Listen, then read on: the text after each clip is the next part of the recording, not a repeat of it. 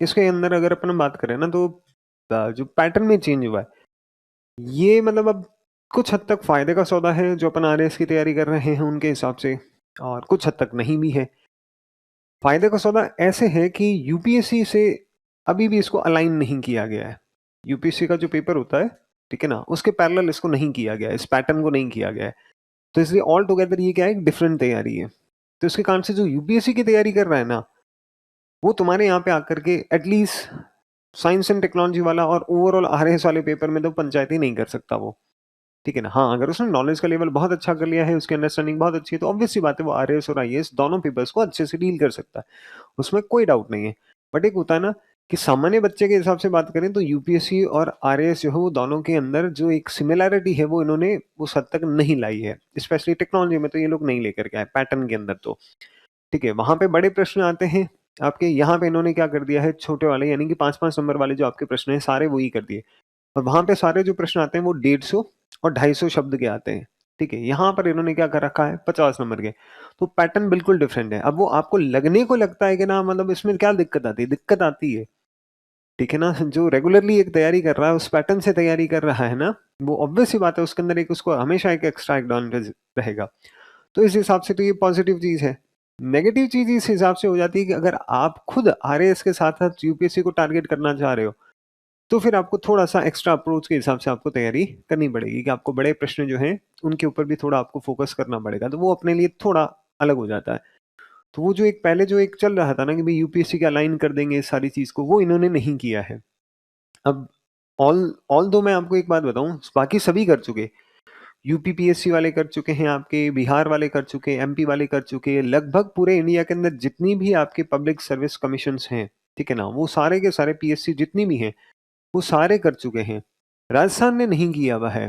तो शायद इन्होंने कुछ सोच समझ के, क्योंकि देखो वहां पे बैठे हुए लोग इतने मूर्ख नहीं है, अब भी के टाइम पे तो नहीं है, ठीक है। पॉलिटिकल एजेंडा कुछ उनके हो सकते हैं, कई बार कुछ कोचिंग के हिसाब से वो कुछ ऊट पटांग बोल दें, वो एक अलग बात होता है, ठीक है ना। बट अगर आप स्टूडेंट्स के हिसाब से बात करो तो डेफिनेटली वो जो है वो स्टूडेंट्स का अच्छा करने के लिए ही बैठे हुए हैं, और स्पेशली राजस्थान के हिसाब से। भाई आईपीएस हैं अभी आपके जो चेयरमैन हैं, आईपीएस हैं, रिटायर्ड आईपीएस हैं, ठीक है ना। तो कोई ऐसे वैसे तो है नहीं। और भी आरपीएससी के अंदर जो मेंबर्स बैठे हुए हैं वो बहुत ही मतलब अच्छी जगहों से आए हुए हैं, हमसे बेहतर हैं।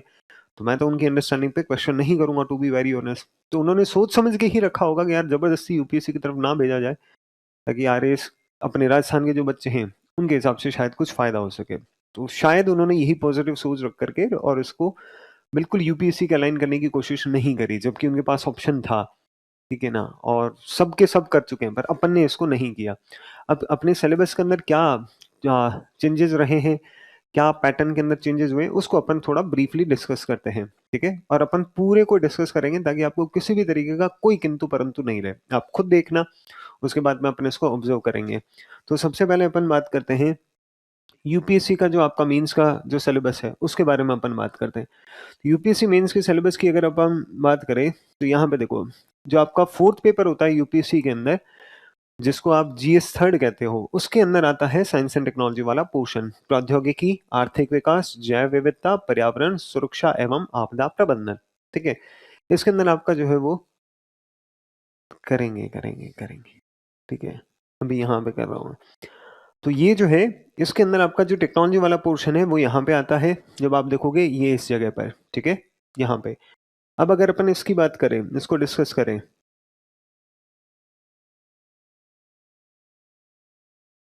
ये यहाँ पे, ठीक है। तो विज्ञान एवं प्रौद्योगिकी में भारतीयों की उपलब्धियां, देशज रूप से प्रौद्योगिकी का विकास एवं नई प्रौद्योगिकी का विकास, ठीक है, ये हो गया। हाँ, ये रहा विज्ञान एवं प्रौद्योगिकी विकास एवं अनुप्रयोग और रोजमर्रा के जीवन पर इसका प्रभाव। और सूचना प्रौद्योगिकी, अंतरिक्ष, computer, robotics, nano technology, biotechnology और आईपीआर बौद्धिक संपदा अधिकारों से संबंधित विषयों के संबंध में जागरूकता। ये है आपका टेक्नोलॉजी का सिलेबस मेंस का, यूपीएससी का। समझ में आया, है ना। अब अपन बात करते हैं अपने आरएएस का जो पुराना सिलेबस था वो।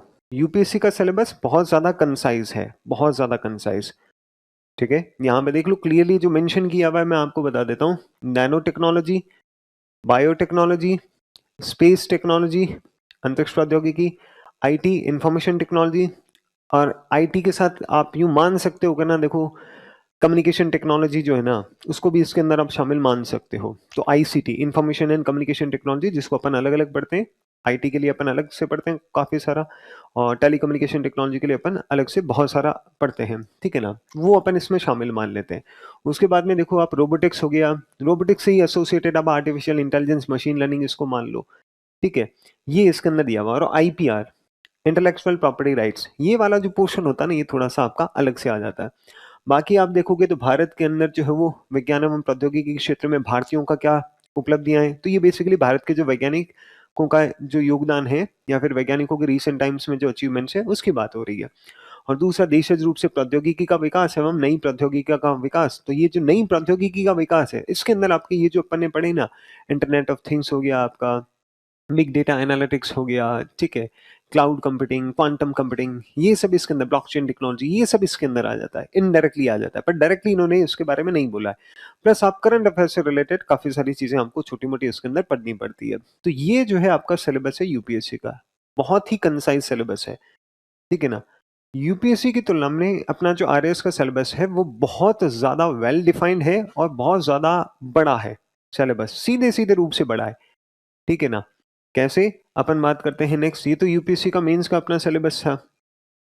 अब अगर मैं आपको यहाँ पे आपको समझ में आया हो तो ठीक है, नहीं तो मैं आपको थोड़ा सा पैटर्न के हिसाब से, सिलेबस के हिसाब से, यूपीएससी का जो पेपर 4 है उसकी जनरल स्टडीज का जो थर्ड पेपर है उसके अंदर ये आपका साइंस एंड टेक्नोलॉजी वाला पोर्शन ये आता है पूरा पूरा। और इसके पेपर की स्कीम की अगर अपन बात करें तो ये टोटल पेपर जो होता है आपका जीएस थर्ड वाला जो है, ये 250 मार्क्स का होता है, जिसमें 20 क्वेश्चंस आते हैं, ठीक है?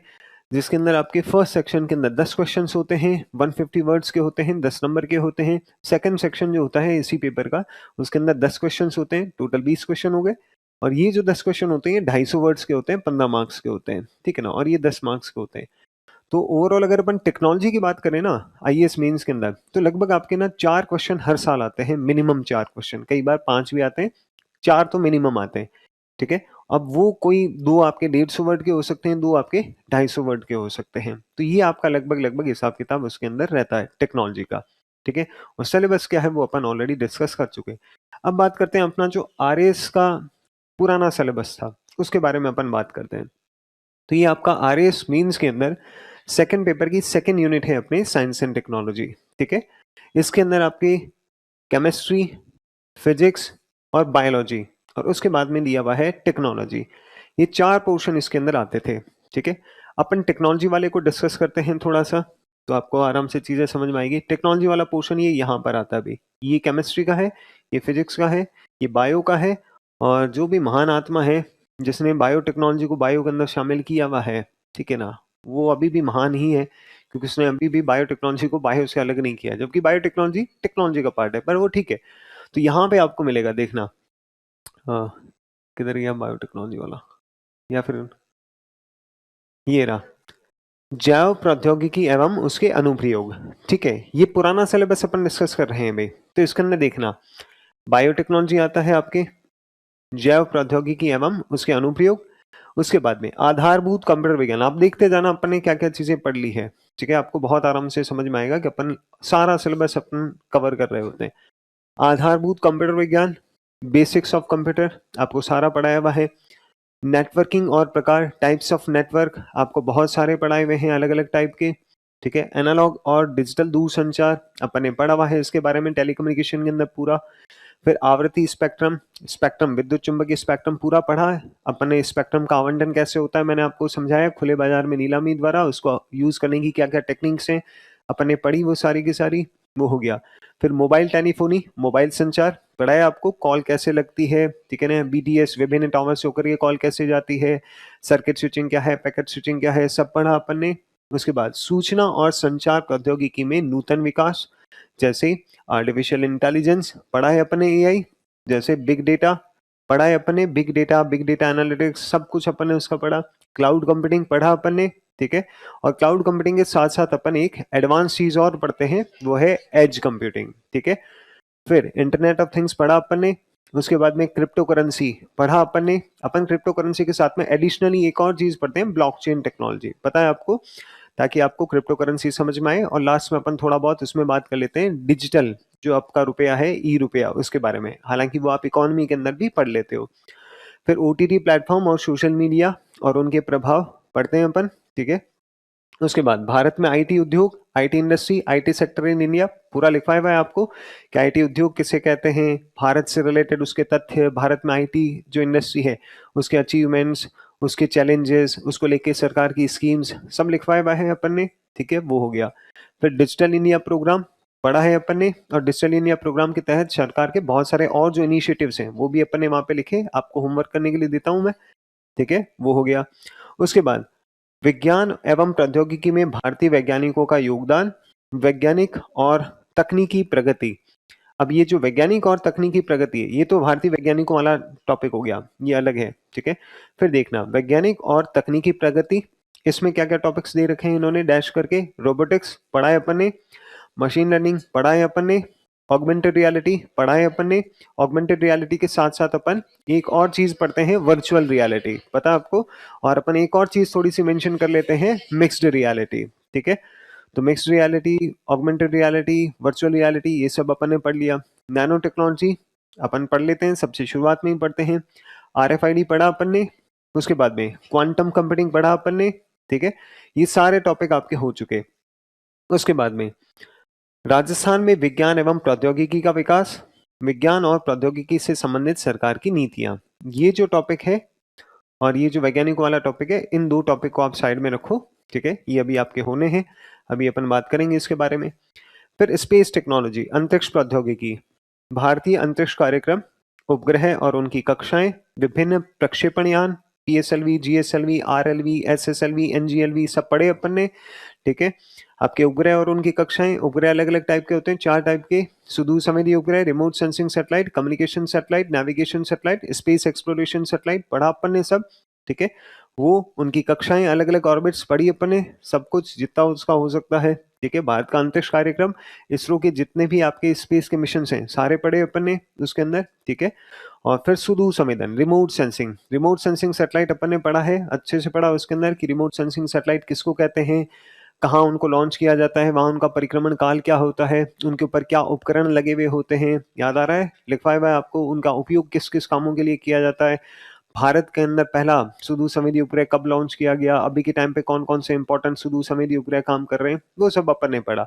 और शुरुआत में मैंने आपको ये भी लिखवाया हुआ है कि Indian institute of remote sensing Dehradun Uttarakhand में काम कर रहा है, याद है आपको, गरीबों याद आ रहा है, हाँ, तो वो सब अपन ने लिखा हुआ है। उसके बाद में है आपका रक्षा प्रौद्योगिकी, डिफेंस टेक्नोलॉजी, इसके अंदर मिसाइल्स, भारतीय मिसाइल कार्यक्रम, रासायनिक और जैविक हथियार, ये सब अपन करते हैं। अपन इससे भी एक्स्ट्रा अपन जाकर ये चीजें पढ़ा करते थे, मिसाइल डिफेंस सिस्टम के बारे में अपन पढ़ रहे हैं, अपन Indian Army, Indian Air Force, Navy क्या चीजें काम में ले रही है, अपन उसके बारे में भी पढ़ते हैं। तो ये आपका पुराना सिलेबस था, ठीक है, पूरा का पूरा आपका कवर होता है, कहीं पे भी आपकी कोई भी चीज इसमें बाकी नहीं रहती। तो ये आपका आ रहा है इसका ओल्ड सिलेबस, ठीक है ना। अब अपन बात करते हैं जो आपका नया सिलेबस आया है आरएस का, उसके बारे में। चलो, तो नया जो आपका सिलेबस आया है, अगेन वही सेकंड पेपर का सेकंड यूनिट है, अभी भी आपका साइंस एंड टेक्नोलॉजी। उसके अंदर सबसे पहले केमिस्ट्री की बात करी है इन्होंने, फिर फिजिक्स की बात करी है, फिर बायो की बात करी है, और उसके बाद में टेक्नोलॉजी की इन्होंने बात करी। अगेन वो जो मैं पहले बोल रहा था कि बायोटेक्नोलॉजी को अभी भी इन्होंने बायो वाले पोर्शन के अंदर ही चेप रखा है, जिस भी व्यक्ति ने इसको सिलेबस को किया अभी भी उसको समझ में नहीं आया कि बायोटेक्नोलॉजी जो वो आपका बायो का नहीं टेक्नोलॉजी का पार्ट होता है, ठीक है, पर ठीक है कोई बात नहीं, कहीं लिखो क्या फर्क पड़ता है।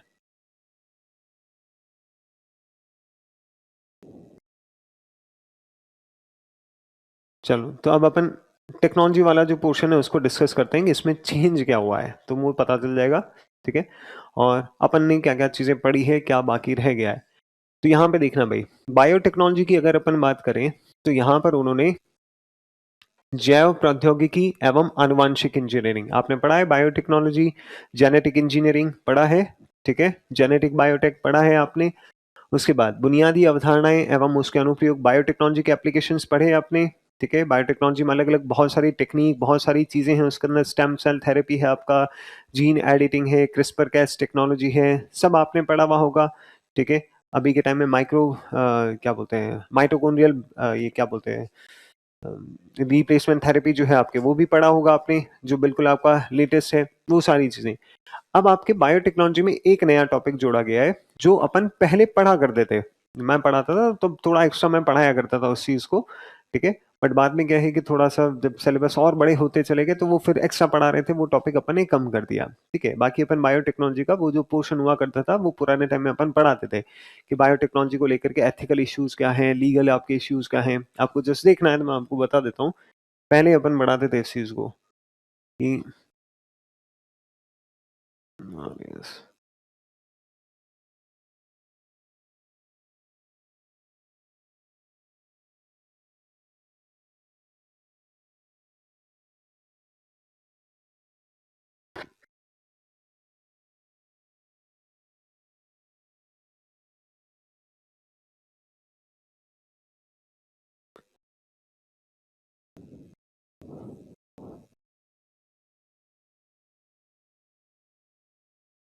ये रहे बायोटेक्नोलॉजी जो है, इसको लेकर के आपके आईपीआर इश्यूज क्या होते हैं, और इन आईपीआर इश्यूज के अंदर ही अपन लीगल लेवल पर भी बात कर रहे होते थे कि जो आपका पेटेंट से रिलेटेड और गवर्नमेंट के इंटरनेशनल लेवल पर भी क्या चीजें चल रही है, वो सारा अपन इसके अंदर जो ना वो बात कर रहे होते थे, ठीक है ना।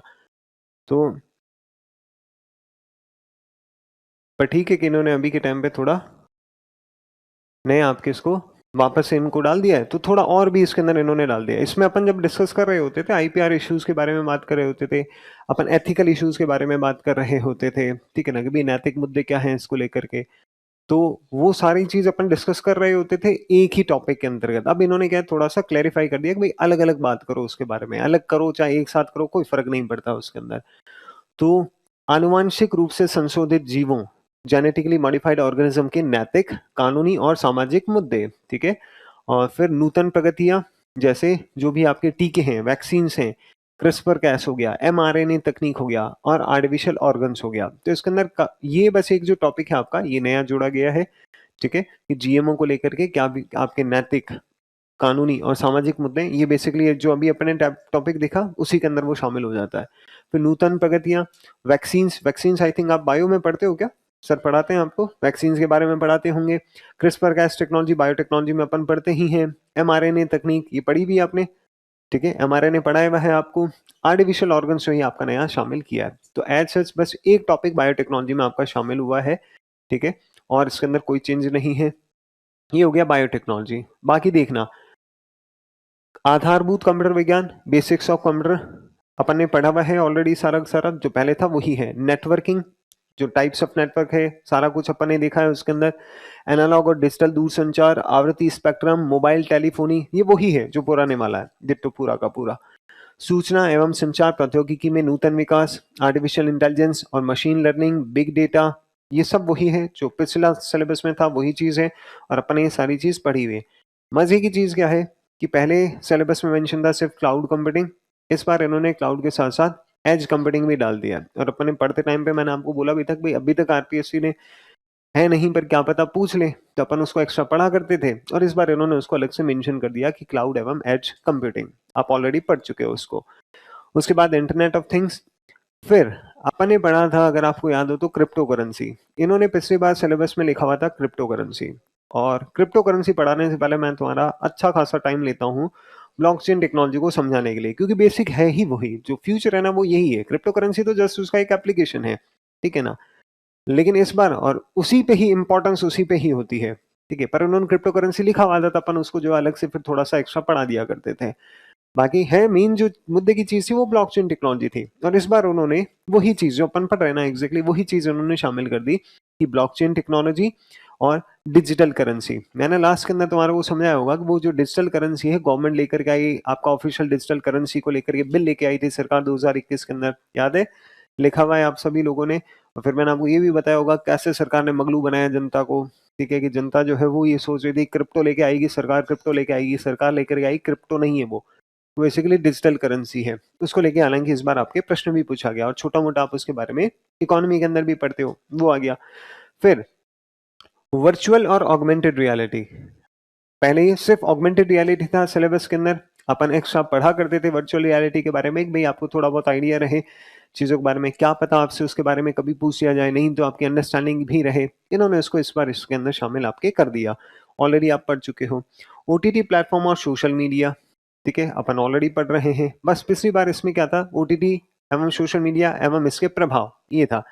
तो पढ़ना तो अब भी तुमको प्रभाव पड़ेगा ही पड़ेगा। इसको रेगुलेट करने के लिए जो अपन सरकार लेकर आईटी रूल्स 2021 जो अपन पढ़ रहे हैं, ठीक है, वो भी आपको पढ़ना ही पड़ेगा एज इट इज। कोई चेंज नहीं, कुछ भी नहीं, ठीक है। उसके बाद में भारतीय वैज्ञानिकों का विज्ञान एवं प्रौद्योगिकी में योगदान, मुख्य भारतीय वैज्ञानिक संस्थान, ये एक टॉपिक जो इन्होंने अलग से जोड़ दिया, ठीक है। इसके अंदर आपको डीआरडीओ हो गया, इसरो हो गया, Bhabha atomic research centre, BARC हो गया, आपका टेरी हो गया, the energy research institute, CSIR हो गया, council of scientific and industrial research, ठीक है, आपका एनडीआरआई हो गया, नेशनल डेयरी रिसर्च इंस्टीट्यूट। इनके बारे में आपको थोड़ा बहुत एक्स्ट्रा पढ़ना पड़ेगा, जो अपन देख लेंगे, कोई दिक्कत नहीं है। ये नाम आप लोगों ने सब पहले भी सुने हुए हैं, इनमें से एक भी नाम ऐसा नहीं है जो मैंने आपको नया बताया हो। एनडीआरआई जो है वो क्लोन बनाने का काम करता है, भैंस के क्लोन बनाए हैं, गरिमा, याद आ रहा है तुम्हारे को ऐसा कुछ, ठीक है, गरिमा, महिमा, ये उन्होंने बनाए हुए हैं। The TERI the energy research institute, उसने ऑयली बोरोसैस और ऑयल जेपर नाम के पदार्थ बनाए हुए हैं, याद आ रहा है। जैव उपचारण, बायो रेमेडिएशन में अपन पढ़ते हैं, ठीक है। DRDO, ISRO, Bhabha atomic research Centre, RRCAT, इनके बारे में आपको बताने की जरूरत है नहीं, पूरी दुनिया जानती है। सीएसआईआर, ठीक है ना, council of scientific and industrial research. तो अपन ये रैंडमली खूब पढ़ते थे, लेकिन अब अपन को थोड़ा सा और बेहतर तरीके से इसको पढ़ना है, वो आपको पढ़ा देंगे, कोई दिक्कत नहीं। तो ये एक टॉपिक इसके अंदर आपका शामिल हुआ। उसके बाद वैज्ञानिक एवं तकनीकी प्रगति, देखना भाई, robotics, nano technology, quantum computing आदि, ये तीनों अपन पढ़ते हैं, ठीक है।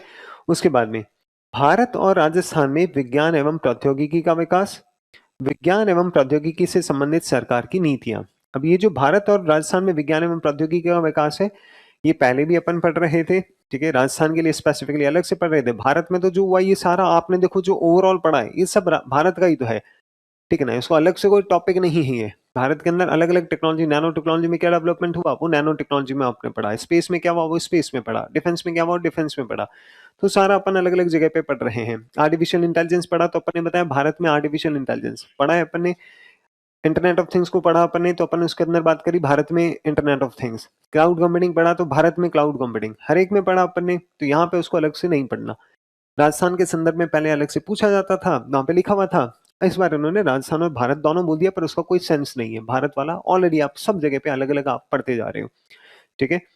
तो ये टॉपिक पहले भी था, भारत और राजस्थान में विज्ञान एवं प्रौद्योगिकी का विकास। एक नया जो आपके अलग से दिखने के लिए जो जुड़ गया है वो है विज्ञान एवं, नहीं ये पहले भी था शायद आपके, विज्ञान एवं प्रौद्योगिकी से संबंधित सरकार की नीतियां, ठीक है।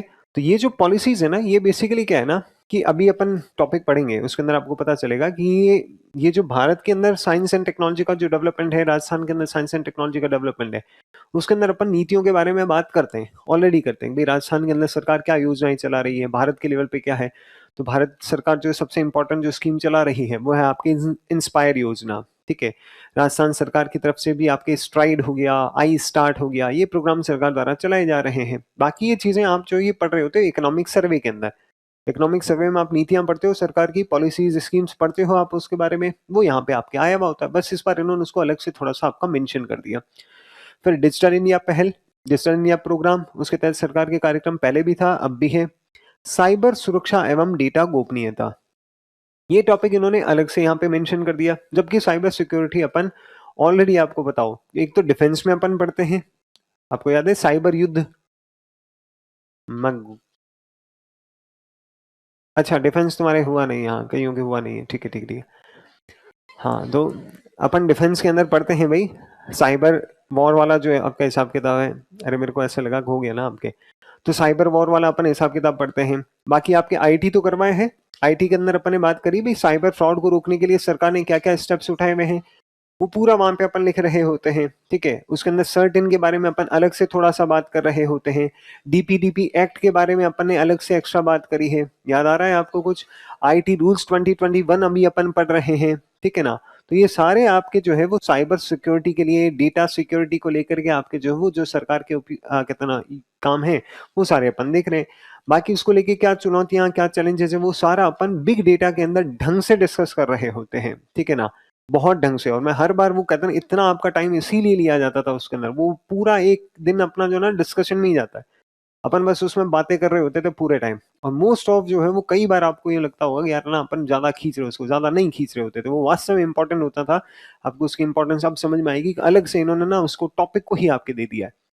जहाँ पे मैं आपको ढंग से समझा रहा होता था कि साइबर सिक्योरिटी क्यों इम्पोर्टेंट है, आपका डेटा सिक्योरिटी क्यों इम्पोर्टेंट है, आपकी प्राइवेसी क्यों इम्पोर्टेंट है, कैसे आपको मैनिपुलेट किया जाता है डेटा को यूज़ करके, कैसे आपको फाइनेंशियल लॉस पहुँचाया जाता है डेटा आपका अगर चला जाए तो। अपन वीडियो देखते हैं उसको लेकर, ये सारी चीज़ें। वो इसीलिए, ठीक है? क्योंकि ये बहुत इम्पोर्टेंट है। अब वो इनडायरेक्टली सिलेबस में शामिल ही था, ठीक है, इन्होंने इसको क्या कर दिया, अलग से कर दिया। और अपन क्या है कि इसको अलग-अलग जगहों पे पढ़ रहे होते थे, डिफेंस में पढ़ रहे होते थे, बिग डेटा वाले के अंदर अपन इसको पढ़ रहे होते थे। डीपीडीपी एक्ट आप लोगों ने पढ़ा ही है, ठीक है? तो ये आपका नया है। उसके बाद में अंतरिक्ष एवं रक्षा प्रौद्योगिकी, भारतीय अंतरिक्ष कार्यक्रम, इसरो के जो मिशन हैं, सारे के सारे जो इसरो के डेवलपमेंट्स रहे हैं, वो हो गया। उपग्रह एवं उनके अनुप्रयोग, जो भी अलग-अलग टाइप के आपके सैटेलाइट्स हैं और उनके यूजेस हैं। अपन ने सभी सैटेलाइट्स के यूज लिखे हैं भई। नेविगेशन सैटेलाइट्स जो हूँ आपके कहाँ यूज में लिए जाते हैं, क्या हिसाब-किताब है, नाविक के बारे में पढ़ा है अपन ने, अपने जीपीएस के बारे में पढ़ा है, दूसरे देशों के भी जो हैं वो अपन ने मेंशन किए हैं वहाँ पे, अपन ने गगन के बारे में पढ़ा है, याद आ रहा है? अच्छा, पढ़ेंगे अपन और भी पढ़ेंगे वापस से, एक बार रिवाइज़ करवाऊँगा मैं आपको, ठीक है? तो वो हो गया आपका। फिर विभिन्न प्रक्षेपण यान, पीएसएलवी, जीएसएलवी, वो पुराने वाला ही है आपका। सुदूर संवेदन, रिमोट सेंसिंग हो गया। फिर डिफेंस टेक्नोलॉजी की बात करें तो रक्षा अनुसंधान एवं स्वदेशी प्रौद्योगिकियाँ। ये जो है ना आपका, ये आपका टॉपिक अलग से एक शामिल किया गया है, ठीक है?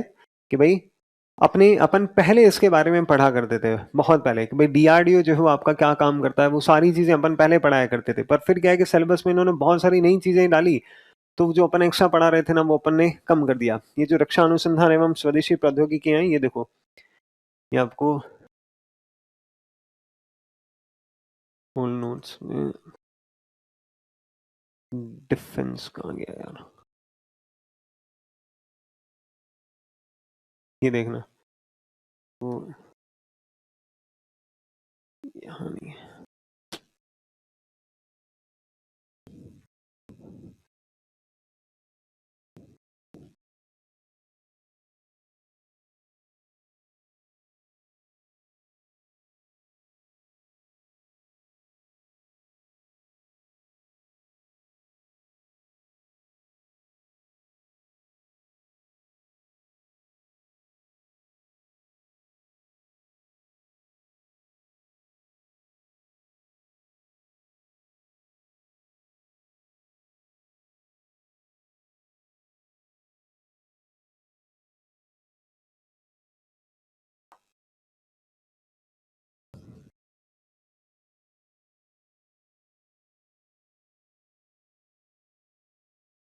ये अपन के डिफेंस के अंदर बहुत पहले पढ़ाया करते थे।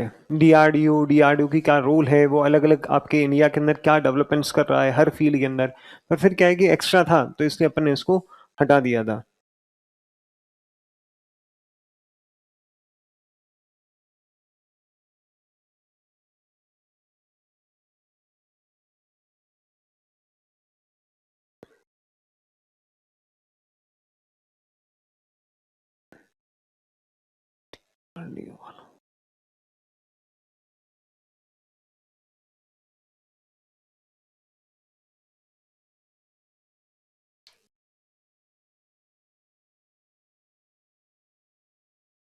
मिल नहीं रहा है मेरे को वो चीज़, पर ठीक है, कोई बात नहीं। तो वो अपन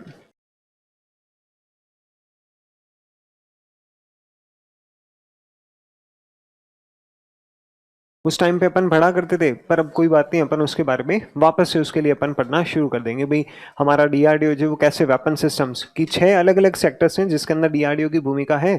ठीक है, वेपन सिस्टम्स बनाने के अंदर, आपके एरोनॉटिकल जो आपके सिस्टम्स होते हैं उनके अंदर, तो वहाँ पे इलेक्ट्रॉनिक्स के अंदर, रेडार के अंदर, तो अपन अलग जो भी आपके रेवती हो गया, राजेंद्र रेडार हो गया, इंद्र हो गया, एल स्टार जो आपकी रेडार सिस्टम डीआरडीओ ने बनाए हुए, वो सब अपन पढ़ रहे होते थे। पर वो ठीक है, पहले हटा दिया अपन ने, ठीक है, एक्स्ट्रा पढ़ाने के टाइम पे वापस उसको पढ़ा देंगे। तो ये एक नया शामिल किया है। और भारतीय मिसाइल कार्यक्रम वैसा का वैसा है। और ये देखना भाई ड्रोन तकनीक, क्योंकि ड्रोन अभी के टाइम में क्या है काफी आपके चर्चा में रहे, तो ड्रोन टेक्नोलॉजी को शामिल किया है। बाकी वही रासायनिक एवं जैविक हथियार। तो आपके आरएएस का जो टेक्नोलॉजी वाला सिलेबस है उसके अंदर होलसोल अगर अपन बात करें तो मैं आपको बताऊं कि आपका एक तो आरएफआईडी को इन्होंने हटा दिया, रेडियो फ्रीक्वेंसी आइडेंटिफिकेशन को हटा दिया। एक इन्होंने इंफॉर्मेशन टेक्नोलॉजी या आईटी के भारत के अंदर आईटी क्षेत्र जो है उसका विकास क्या हुआ है वो वाला जो टॉपिक है वो आपका हटा दिया इन्होंने। और नए जो टॉपिक ऐड किए हैं वो एक तो आपका बायोटेक्नोलॉजी के अंदर है ये, ठीक है, नया टॉपिक ऐड किया है। एक आपके प्रमुख भारतीय वैज्ञानिक संस्थान ये ऐड किया है, ठीक है, जिसको अपन को थोड़ा सा एक्स्ट्रा पढ़ना पड़े उसके बारे में बात कर रहा हूँ। बाकी भारत सरकार की और राजस्थान सरकार की साइंस एंड टेक्नोलॉजी को लेकर के नीतियां हम पहले भी पढ़ा करते थे, रैंडमली पढ़ा करते थे, अब थोड़ा सा आपको उसको स्पेसिफिकली अपन को एक्स्ट्रा अलग से बात करनी पड़ जाएगी। साइबर सिक्योरिटी, डेटा गोपनीयता ऑलरेडी पढ़ रहे हैं अपन, अलग अलग जगहों पे पढ़ते हैं, ठीक है। अब आगे भी नया नहीं पढ़ेंगे अपन, वहीं पे ही पढ़ेंगे, ठीक है, कि एक टॉपिक जो उसके अंदर अलग से अपन मेंशन कर लेंगे, बाकी अपन ने पढ़ी जहां पे ना जिन टॉपिक्स को वहीं पे वो रहेगा, तो नया नहीं है इसके अंदर। और ये डिफेंस के अंदर एक आपका नया है, तो आप देखो तो एक तो बायोटेक्नोलॉजी के अंदर नया टॉपिक जुड़ गया आपका, एक आपका ये प्रमुख भारतीय वैज्ञानिक संस्थान ये जुड़ गया आपका अलग से, और एक आपका डिफेंस के अंदर ये जो टॉपिक है ये नया जुड़ गया। बाकी इसके अंदर आपके टेक्नोलॉजी के अंदर कहीं पे भी कुछ भी चेंज नहीं है, सारी चीजें वही है। देख लो अब आप कहाँ हुआ सिलेबस चेंज, कुछ भी नहीं है, कॉस्मेटिक चेंजेस है। और यहाँ से आपको बहुत अच्छे से समझ में आएगा कि अपना जो आरएएस का सिलेबस है वो आईएएस के सिलेबस से बहुत ज्यादा वेल डिफाइंड है और बहुत ज्यादा बड़ा है कि तुमको ये पढ़ना ही पड़ेगा। आईएएस के अंदर तुमने अगर इसमें से 5 चीजें छोड़ भी दी ना तो पॉसिबिलिटी है कि तुम्हारा काम चल जाए। और करंट बेस्ड चीजें उसके अंदर थोड़ी ज्यादा रहती है, अपने यहाँ पे करंट वाला इतना होता ही नहीं है, ठीक है। क्यों नहीं हो पाता? क्योंकि ऑलरेडी ये इतने सारे टॉपिक्स हैं कि इसी में से आपके जो ना क्वेश्चंस बन के आ जाते हैं, और छोटा मोटा करंट अपन पढ़ ही रहे होते हैं। तो ये थोड़ा सा आपका सिलेबस वाला जो हिसाब किताब रहा। पैटर्न को लेकर के अगर अपन बात करें तो जो इन्होंने नया पैटर्न लेकर के आए हैं अपने आरएस के हिसाब से अगर अपन बात करें, तो पेपर सेकंड के अंदर जो सेकंड यूनिट हुआ करती है अपनी जो साइंस एंड टेक्नोलॉजी वाली, इसके अंदर अब आपके 14 प्रश्न होंगे।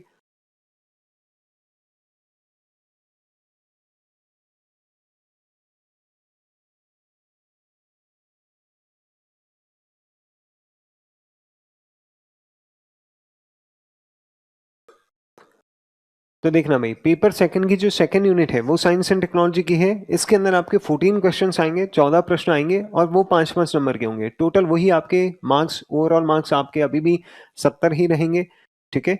और वर्ड लिमिट जो रहेगी इन क्वेश्चंस की वो रहेगी आपकी 50, ठीक है ना। तो 50 शब्द तो बोलने को है, देखो आपको 80 शब्द के आसपास इसके अंदर लिखने होते हैं, 70 से 80 शब्द। तो इसका मतलब ये है कि अब इससे आप एक चीज जो अंदाजा लगा सकते हो वो ये है कि आपको हर चीज के बारे में पता होना चाहिए, ठीक है। और लिमिटेड पता होना चाहिए, बहुत ज़्यादा आपको डीप में या मतलब डेप्थ में या गहराई में आपको जाने की ज़रूरत नहीं है, बहुत ज़्यादा आपको टेक्निकल चीज़ें जो है वो जानने की आपको ज़रूरत नहीं है, ठीक है ना। आपका जो अगर सुपरफिशियल लेवल पे भी अगर आपको नॉलेज है तो भी आपका काम चल जाएगा, क्योंकि आपको 8 लाइन लिखनी है, देखो वहाँ पे 8 लाइन लिखनी है। इसका मतलब क्या है कि आपको अगर उसके बारे में छोटा मोटा भी नॉलेज है तो आपका काम चल रहा है। वरना क्या होता है, बड़ा प्रश्न होता है तो आपको बहुत उसको ना थोड़ा अच्छे से डिफाइन करना पड़ता है। आपका अगर नॉलेज कहीं कम है तो वो सामने वाले को पता चल जाता है, टिक हो जाता है, ठीक है।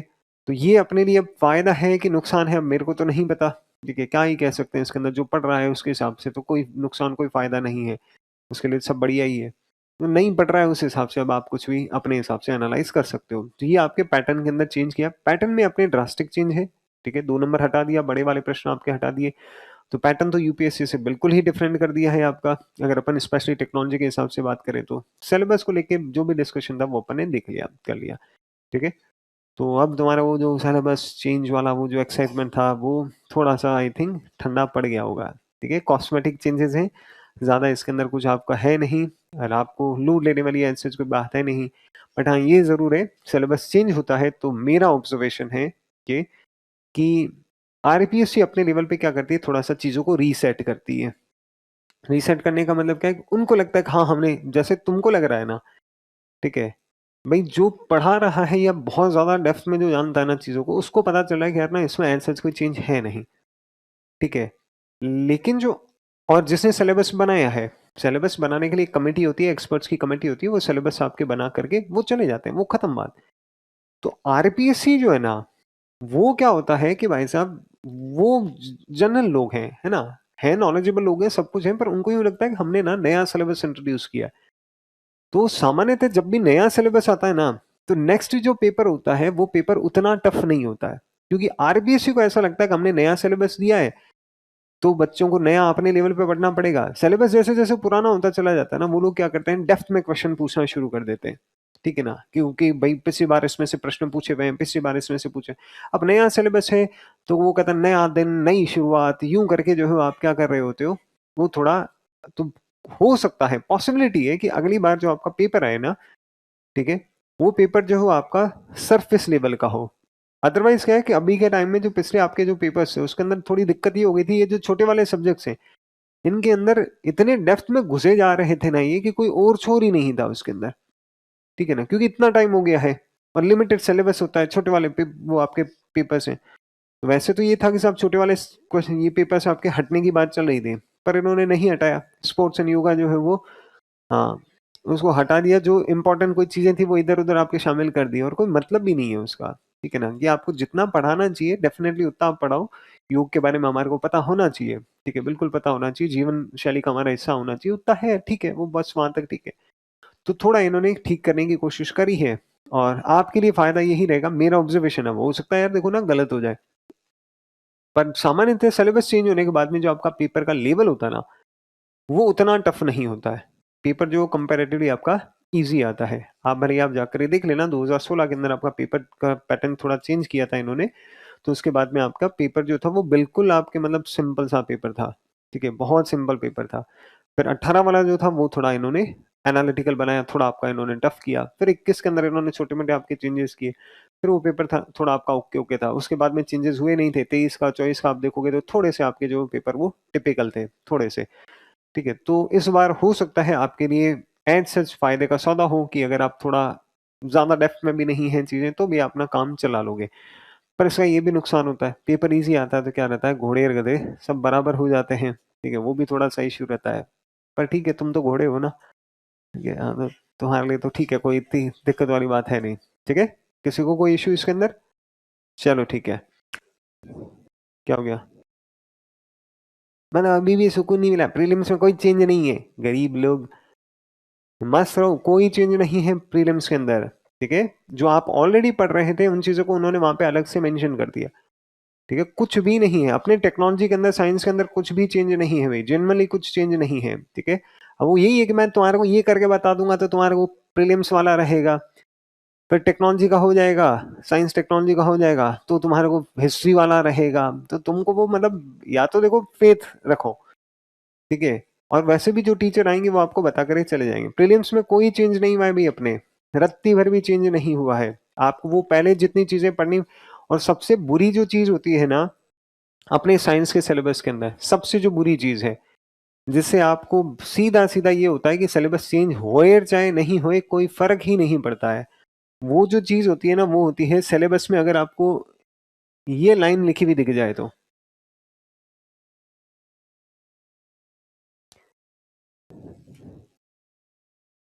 Science and technology, development and their applications and effects in everyday life. ये जैसे ही आ जाता है ना, तुमको सब कुछ पढ़ना पड़ेगा। सब कुछ मतलब सब कुछ होता है इसके अंदर। या फिर कहीं पे लिखा आ जाता है ना, मतलब दैनिक जीवन में विज्ञान एवं तकनीकी, ये लिखा आ गया कहीं पे, या फिर ये लिखा आ गया कि विज्ञान एवं तकनीकी से संबंधित समसामयिक मुद्दे। हो गया, करंट में वो सब आ गया, एआई आ गया, मशीन लर्निंग आ गया, फलाना ढिमकाना सब आ गया, ठीक है ना? तो आपका प्री का सिलेबस डिट्टो सेम है, कोई उसके अंदर आपका चेंज नहीं है, बस वो कॉस्मेटिक चेंज करके भले ही वो आपको दिखाने के हिसाब से कुछ दिखा दें।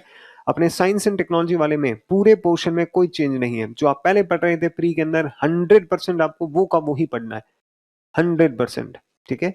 कोई उसमें एक्स्ट्रा नहीं जोड़ा, कोई आपके उसके अंदर एक्स्ट्रा मतलब हटाया नहीं है, कुछ भी नहीं हटाया। भले ही आपको वहाँ से वो नाम हटा देंगे ना, तो भी आपको वो पढ़ना पड़ेगा। और एक्स्ट्रा नाम जोड़ दिया है ना, तो वो भी नया नहीं जोड़ा, वो पहले से तुम पढ़ रहे हो, ठीक है ना? कुछ भी उसके अंदर अपने पढ़ने के हिसाब से बात करें ना, तो कुछ भी नहीं हटा है, ना ही कुछ जोड़ा है प्री के अंदर। मेंस के अंदर कुछ छोटे-मोटे आपके चेंजेस थे, ठीक है? वो मैंने आपको बता दिए, वो छोटे-मोटे भी वास्तव में बहुत छोटे-मोटे चेंजेस हैं, ठीक है? और किसी को कोई इश्यू? कौन-सी? हाँ।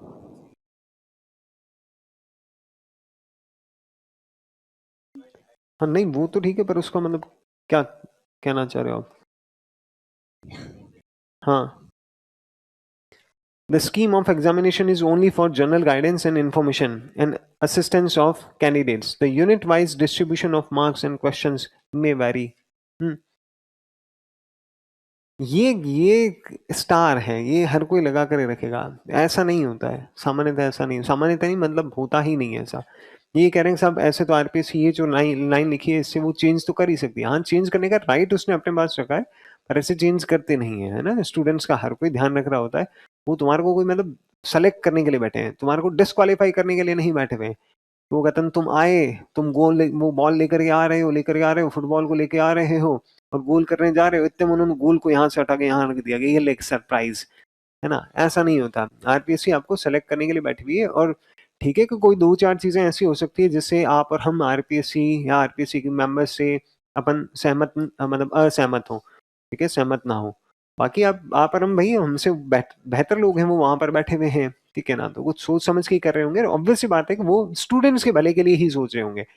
कोचिंग का भला सोचे चाहे नहीं सोचे, ठीक है, किसी और का भला सोचे चाहे नहीं सोचे, लेकिन बच्चों का तो वो भला ही सोच रहे होंगे। अब ये बच्चे कैसे हैं वो एक अलग बात है, ठीक है। चलो।